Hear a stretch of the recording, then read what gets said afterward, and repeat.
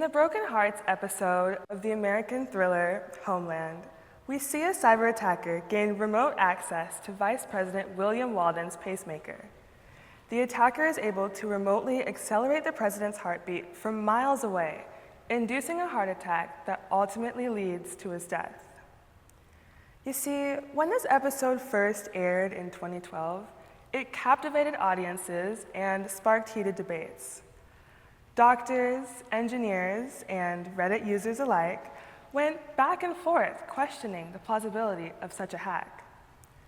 But what most people didn't know was that this wasn't just Hollywood fiction.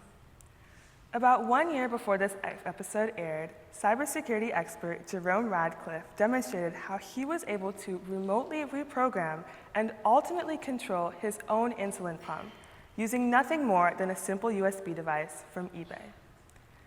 And he wasn't alone. Around the same time, other researchers were uncovering vulnerabilities in pacemakers and other life-sustaining medical devices, showing just how real this threat was. Fast forward to today, and medical device security remains a growing concern. The rise of internet-connected medical devices and the increasing interconnectivity of healthcare systems has made this industry more vulnerable than ever. These smart medical devices, while designed to improve patient outcomes, also serve as potential entry points for cyber attackers. A hacked pacemaker, an altered insulin dose, or a hospital whose data is being held hostage by cybercriminals isn't just an IT issue. It's a life or death issue. Now, you might think the solution to this problem lies solely on cybersecurity experts. And you're right, but not entirely. Securing medical devices isn't just a technical problem, it's a medical problem, a regulatory problem, an engineering problem. And the best solutions come when we bring all of these disciplines together. Now, I had little knowledge of this field up until I received a letter in my mailbox about 2 years ago. It was an official envelope from my health insurance provider. At first, I assumed it was yet another bill from a recent checkup. But when I opened it, I realized it was something far worse.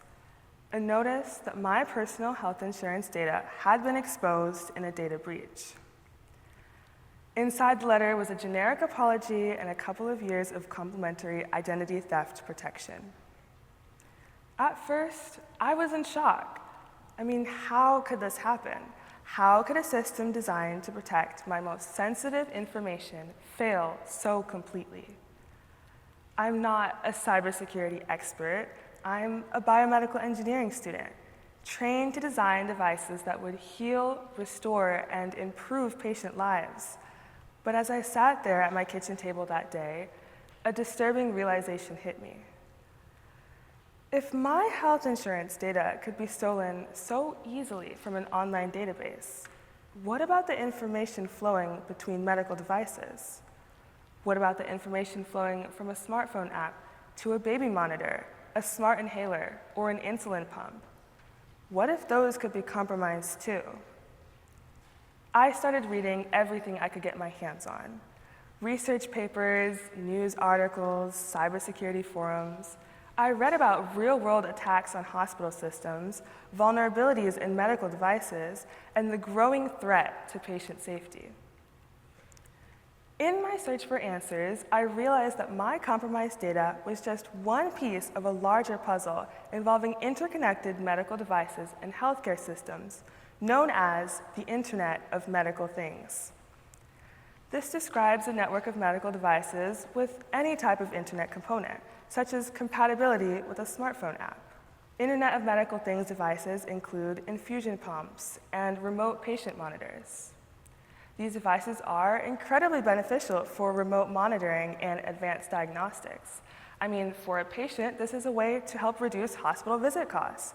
And for a healthcare professional, this is a convenient way to access patient records remotely or even control device actions as well. Now, while today's medical devices are connected to the internet, of course, it wasn't always this way. The 20th century saw the first shift to electronic medical devices, such as the development of the first pacemaker in 1958 and the first MRI machine in 1977. These devices improved patient care, but were still standalone systems, meaning no internet and no hacking risks. Fast forward to the 21st century, when everything changed. By the early 2000s, more and more medical devices started featuring internet compatibility, and in the 2010s, researchers began raising alarms that these devices could be hacked remotely. Today, the medical world is more connected than ever, and with every connected device, the attack surface expands, creating more opportunities for cybercriminals. To understand the full scope of this risk, we need to examine this industry for 3 critical flaws. The first flaw is the lack of built-in security. Medical devices are designed for functionality, not security. Device manufacturers are making sure that a device runs smoothly, but they aren't necessarily trained to think like a hacker. Let's consider the CPAP, or continuous positive airway pressure machine, used to treat sleep apnea, a condition that causes impaired breathing during sleep. Many modern CPAP machines have several internet compatibility features that allow for data on sleep therapy effectiveness to be sent to healthcare providers. And the device may have a compatible app, allowing users to track their own CPAP therapy. But what if this data stream wasn't protected? An attacker could intercept this data, alter it, or even shut down the device. And in extreme cases, this could lead to severe or fatal health consequences. This highlights the critical need to improve the security measures of these devices. The second flaw is the expansive attack surface. As more and more medical devices become connected, both to other medical devices and to various mobile apps and hospital systems, the attack surface expands, creating more entry points for cyber attackers. A single compromised device can serve as a backdoor to an entire hospital network. Let's go back to our CPAP machine. Many modern CPAP machines connect via cellular, Wi-Fi, or Bluetooth communications. If a hacker were to intercept this, they don't just compromise one device. They could potentially compromise thousands. They could steal this data and sell it on the black market, or they could hold this data hostage until a certain amount of money is paid to them, as in the case of a ransomware attack. The last flaw is the software update challenge. Unlike our smartphones, which receive frequent security updates, medical devices are designed to operate for years without them. This creates a dangerous gap where devices become more outdated and vulnerable over time. For example, our CPAP machine may be running on an old encryption protocol that was secure 5 years ago, but is now easy to crack. Many of these devices lack automatic update mechanisms, meaning security patches are either delayed or never installed at all. And even when an update is made available, users may not always be aware of them or may not have the technical knowledge to install them. Hackers take advantage of this. They don't have to invent a new cyber attack. They can just exploit old software that manufacturers or users never updated. Thankfully, this issue isn't being ignored. Experts from multiple disciplines are stepping up to develop solutions that will make healthcare security more secure and resilient. One of the most critical steps forward comes from regulation. The FDA has introduced new guidelines designed to ensure that medical devices are secure before they even reach the market. These 2023 guidelines require device manufacturers to, 1, identify and disclose of any known vulnerabilities, 2, design active security controls to help mitigate against these vulnerabilities, and 3, ensure devices are capable of receiving updates throughout their entire life cycle. The guidelines move medical security from being an afterthought to a core requirement. And beyond regulation, technology itself is being used to fight back. One of the most promising advancements is the use of artificial intelligence-driven intrusion detection systems. Think of this as the immune system of a medical device. Just like the human body constantly monitors for infections, these systems continuously scan device communications so that the moment that something suspicious occurs, like an unauthorized data transfer, administrators can be alerted in real time.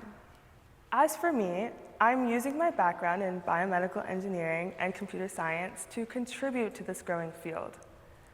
My research looks into how cyber threats could impact CPAP machines and, more importantly, how we can defend against them. We use a specific model of the CPAP as a case study and applied a dataset to simulate the communications from the device. By analyzing device communications during an attack, we were able to pinpoint key attack indicators. From this, we developed two security strategies. One that helps in the early detection of anomalies, and another one that helps guide manufacturers to designing secure devices from the start. The goal is to ensure that these CPAP machines remain safe and secure from cyber threats. Medical technology is increasing in an unprecedented pace, improving patient care in ways we never thought were possible. But with progress comes responsibility. The risks outlined today showcase why a multidisciplinary approach isn't optional, it's essential. We need engineers who understand cybersecurity experts who understand medicine, and policymakers who understand both. Because the future of medical technology relies on all of us working together. That's why I'm continuing my studies in this field, so I can have a direct impact on the future of healthcare technology. But I can't do this on my own. I hope you join me in this quest. For students interested in merging their passion for medicine and technology, there's a lane for you here, whether it's in biomedical engineering, cybersecurity research, or regulatory policy. These fields are calling for fresh ideas, bold minds, and people ready to drive change. And for those of you who use medical technology, whether it's a smart watch that is used to track your heart rate or a hospital system you interact with, you can be a diligent user. Keep devices updated, change default passwords, and you can do your research. When prescribed a new medical device, look into its security measures. Awareness is the first step towards protection, because the more aware we are as patients, policymakers, engineers, and doctors, the harder we make it for cyber attackers to succeed. Thank you.